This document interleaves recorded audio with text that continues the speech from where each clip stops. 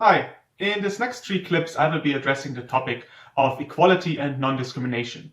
In the first clip I talk about some of the conceptual types of equality that exist and how they are guaranteed and reaffirmed in various human rights instruments. And in the second and third clip I then lead you step by step through the legal assessment of discrimination claims. And there we'll be touching upon topics such as prohibited grounds of discrimination, direct versus indirect discrimination, and of course the justification that exists to differentiate between groups of persons. Before we dig into the weeds when it comes to the legal process and the legal questions, let's take a step back and let's remind ourselves that the notion of equality is, of course, a central one in various fields. It has been a very powerful rallying cry. It is the rallying cry of big movements such as the gender equality movement, Black Lives Matter, the civil rights movement. All these very powerful forces in recent and even longer term history have had this as one of their guiding principles. This means that the legal questions, each and every case that we talk about, does have a very political dimension to it. And even more so, there are moral and historical grievances behind many of these claims. And the legal system, human rights, in particular as law, is often not very well placed to address these extremely profound issues. Second, equality is a philosophical idea, and in previous clips I've talked about it being underlying the Enlightenment philosophies that brought about the human rights movement and the legalization of human rights. That being said, as the chapter very well explains, the idea of equality is even older than that, and we can go back to the ideas of Aristotle and most importantly his principle likes must be treated alike as a marker of the long-standing thought on this concept, on this notion.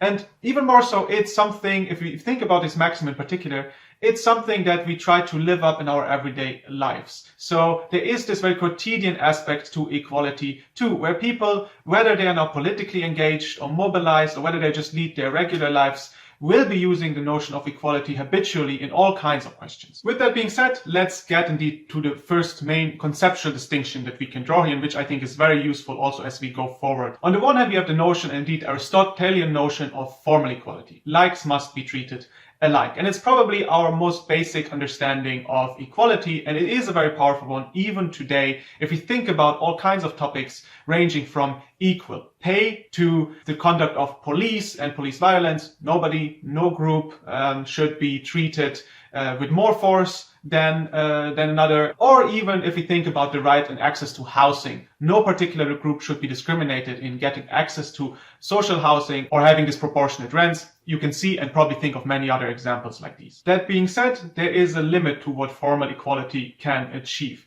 In situations in which the differentiation between groups has led to situations where these differences are ingrained in many different levels of society, many different social processes, and removing one single discriminatory barrier will only go so far to achieve or to promote a certain type of equality. To give one classic example, opening up universities to equal access for white as well as black students will only go so far in achieving equality of education in the tertiary sector if already at the lower level, primary, secondary schools, we have a differentiation in how students are being treated, how they're being perceived, and how their capabilities are being perceived. So in order to achieve substantive equality, which is the other aspect or the other counter notion to formal equality, you will have to do more, and you will have to do more to address historic patterns of injustice and discrimination. We'll get back to this point, and in particular the notion of affirmative action in the third clip when we talk about legitimate actions of differentiation. The other basic distinction that I wanted to address here in this first clip concerns the difference between autonomous clauses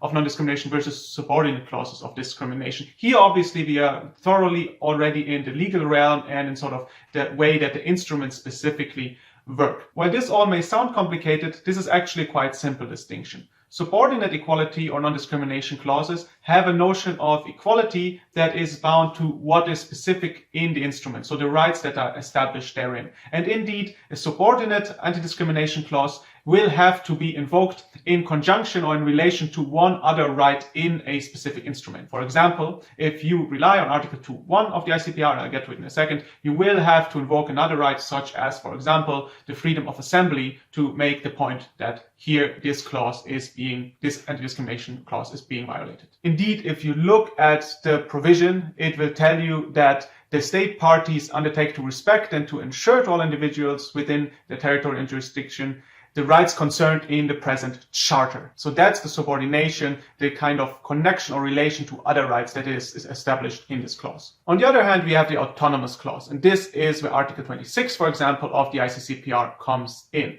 which holds that all persons are equal before the law and entitled without any discrimination to the equal protection of the law. And the provision goes on, and you can see this here next to me on the screen. But what the basic important point here is that you can rely on this provision, or you can claim this provision with regard to even other rights. And the ICCPR Article 26 is actually a good example here, because as also discussed in the textbook, you can use this provision, for example, also with regard to access to social and economic rights, if you have a proper claim. So where does this lead us with regard to the reading question that I gave you, and which concerned the interplay between these two concepts? Indeed, that was a bit of a trick question, so the answer to the question is indeed false. You can use either subordinate or autonomous clauses for both the promotion of formal or substantive equality. Indeed, take the example from the textbook of the Dutch case of Brooks, where indeed an autonomous clause was being used to promote formal equality, equal pay between men and